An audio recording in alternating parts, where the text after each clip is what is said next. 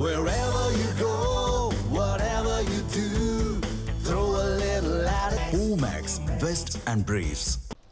மேம்படுத்தப்பட்ட குன்னூர் ரயில் நிலையத்தை பிரதமர் மோடி இன்று திறந்து வைக்கும் நிலையில் பிரதமர் மற்றும் ரயில்வே அமைச்சருக்கு உதகை பாஜக எம்எல்ஏ போஜராஜன் நன்றி தெரிவித்துள்ளார்.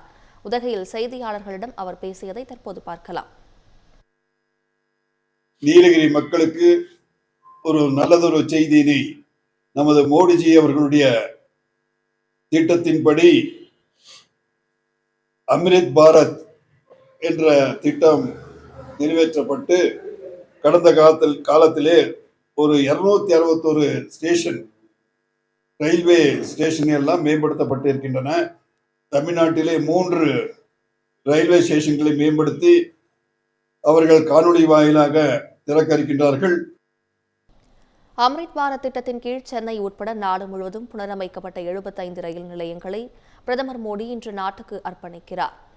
அம்ரித் பாரத் திட்டத்தின் கீழ் நாடு முழுவதும் சுமார் 3000 கோடி ரூபாய் மதிப்பில் ரயில் நிலையங்கள் சீரமைக்கப்பட்டு வருகின்றன. இந்நிலையில் இத்திட்டத்தின் கீழ் அதிநவீன வசதிகளுடன் புதுப்பிக்கப்பட்ட 75 ரயில் நிலையங்களை பிரதமர் மோடி காணொலி வாயிலாக இன்று நாட்டுக்கு அர்ப்பணிக்க உள்ளார்.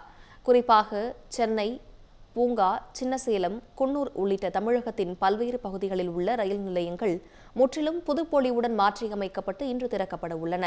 மேலும் ஹரியானாவின் ஜிந்த் நகரில் 12,470 கோடி ரூபாய் மதிப்பிலான தேசிய நெடுஞ்சாலை திட்டங்களையும், சண்டிகரில் 4,700 கோடி ரூபாய் மதிப்பிலான மருத்துவ உட்கட்டமைப்புகளையும் பிரதமர் மோடி தொடங்கி வைக்கிறார்.